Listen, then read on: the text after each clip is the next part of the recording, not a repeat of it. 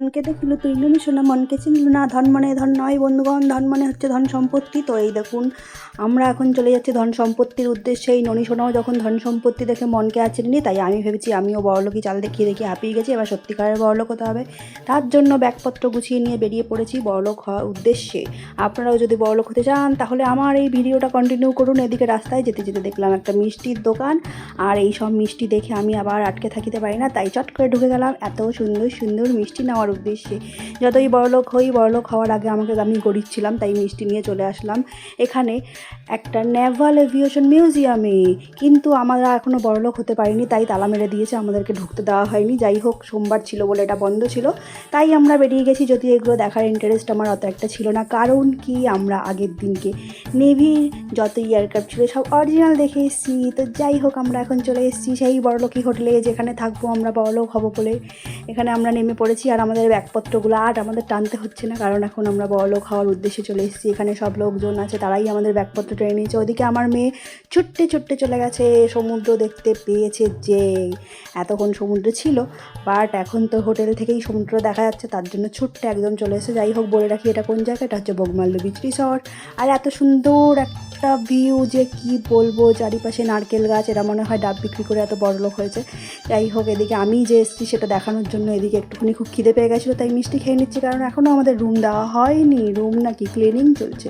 এদিকে সুন্দর একটা ডাইনিং এরিয়া ছিল, সেই সব কিছু দেখতে দেখতে ফাইনালি আমরা রুম পেয়ে গেছি। তো এখন আমরা রুমের উদ্দেশ্যে চলে যাচ্ছি। আর এত সুন্দর ভিউ ছিল যে কি বলবো বন্ধুগণ, চোখ ফেরানো দায় হয়ে পড়ছিল।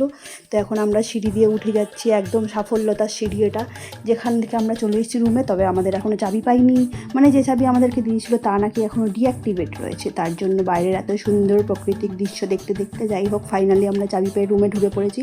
তবে এরা এতটাই বাজেট কস্ট কাটিং করছিল যে সমস্ত পুরনো কাঠের ফার্নিচার ছিল, আর বড়লোক যতই হই তাও নাকি আমাদেরকে এখানে চা বানাইয়া খাইতে হইবে। যাই হোক, পুরনো ফার্নিচার হলে কি হবে, সমস্ত পুরনো দিনের মোটা মোটা ভারী ভারী সেগুন কাঠ, ভীষণ সুন্দর একটা ফিলিংস আসছিল। আর এখানে যেহেতু আমরা বড়লোক, তাই আমাদেরকে সুন্দর করে একটা লকার দিয়ে দিয়েছে, যে আপনাদের দামি জিনিসপত্র এই লকারে আপনারা রাখিতে পারবেন। সুন্দর কাঠের আলমারি, এসির টেম্পারেচার কমানো বাড়ানো সব কিছুই নাকি আমাকে করতে হবে, তাহলে আমি কিসের বড়লোক হলাম।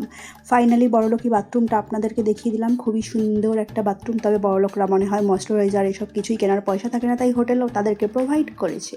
এইদিকে একটা ছোট্ট ফ্রিজ দিয়ে দিয়েছে, আর আমার শাশুড়িমা বড়লোকি ফিল নেওয়ার জন্য সোফায় হাত পা টান টান করে শুয়ে পড়েছে। আমরা সবাই এখানে শুয়ে পড়েছি, কারণ কি প্রচণ্ড ক্লান্ত। ফাইনালি আমাদের খাওয়ান দাওয়ান চলে এসেছে, বড়লোকই খাওয়ান দাওয়ান অবশ্যই, কারণ কি এই খাওয়ান দাওয়ানের দাম শুনলে তো আমার একদম মাথা ভিমড়ি খাওয়ার মতো। এখানে দিয়েছে আলুর পরোটা আর খিচুড়ি, এই খিচুড়ি নাকি 400 টাকা। বড়লোক হওয়ার কোনো মানে হয়, এরকম একটা স্টিলের বাসনে খিচুড়ি প্রোভাইড করে তার দাম নাকি 400 টাকা নিয়েছে। তবে যাই হোক, এখন এই খিচুড়িটাই আমাদের কাছে অমৃতর মতো, কারণ আমার মেয়ে ঝাল তরকারি কিছুই খাবে না, তাই এই খিচুড়িটাই খাবে। তো এখন আমরা ওই সব বড়লোকি খাওয়ান দাওয়ান খাইয়া বন্ধুগণ বাইরে বেড়ে গেছি, সুন্দর সুন্দর ঝর্ণা দেখিতে দেখিতে। এদিকে প্রকৃতি আমাদের এই বড়লোকি চাল দেখে কান্না করে দিয়েছে, তাই চারিপাশ এত ভেজা ভেজা। যাই হোক, ঝিরিঝিরি করে বৃষ্টি হচ্ছিল, এত সুন্দর একটা ওয়েদার আপনাদেরকে না দেখাইলে হয়। এদিকে আমাদেরকে মুরগি বানাইয়া চারিপাশে কত রকমের ফুল গাছ ডেকোরেশন করে রেখে দিয়েছে। তো আমরা এখন একদম আবার ঘুরে ফিরে সেই ভুলভুলাইয়ার মতো গেটের সামনে চলে এসেছি। ফাইনালি আমরা খাজানার ম্যাপ দেখিতে দেখিতে চলে এসেছি সমুদ্রের ধারে। এত সুন্দর দেখিতে দেখিতে আমার তো চক্ষু একদম চরক গাছ। যাই হোক, আমরা এখন সুইমিং পুলের ধারে এসেছি, একটা ছবি ভিডিও না করলে হয় বলুন তো, তাই সুন্দর করে ভিডিও করে নিচ্ছি। তো বড় লোকেরা আবার সবেতেই হাঁপিয়ে যায়, তাই স্নান করতে করতেও নাকি হাঁপিয়ে যায়, তাই স্নানের পাশে এখানে সুন্দর সুন্দর চেয়ার রাখা ছিল। আর এই লালকেল্লার মতো দেখতে ইটের পাঁচিলগুলো বেয়ে বেয়ে আমরা চলে এসেছি এখন সমুদ্রের ধারে। এত সুন্দর সমুদ্র, ওইদিকে একটা টাইটানিক, ডুবে যাওয়া টাইটানিককে উঠে রাখা হয়েছিল। তো আমরা এখন সমুদ্রের ধারে পা ডুবিয়ে ডুবিয়ে সুন্দর করে ফিল দিচ্ছিলাম। আর এদিকে দেখতে পাচ্ছিলাম প্লেনগুলো কত সুন্দর করে উড়ে যাচ্ছে। তো যতই বড়লোক হই, এই সস্তার রাস্তাঘাটের মার্কেট থেকে শপিং করার অভ্যাস আমাদের কোনোদিনও যাবে না, তার জন্য শপিং করছিলাম। আর আমার বড় দিকে খাওয়ার লোভ দেখিয়ে আমাদেরকে নিয়ে চলে এসেছে রেস্টুরেন্টে, কারণ শপিং সে করতে দেবে না। সুন্দর একটা পরিবেশ, সেটাকে দেখিতে দেখিতে আমরা এখন খাওয়ান দাওয়ান খাইবো। সুন্দর কোল্ড ড্রিঙ্কস নিয়ে নিয়েছি, কারণ গরম প্রচণ্ড লাগছিল। এইদিকে দেখুন এরাও আমাদেরকে কেমন টুপি পরাচ্ছে, রেটের ওপরে আবার তারা ডবল ডবল করে রেট লাগিয়ে রেখেছে। যাই হোক, এখানে আমি আমার ভিডিওটি শেষ করছি। Tata, bye bye, love you all guys, by.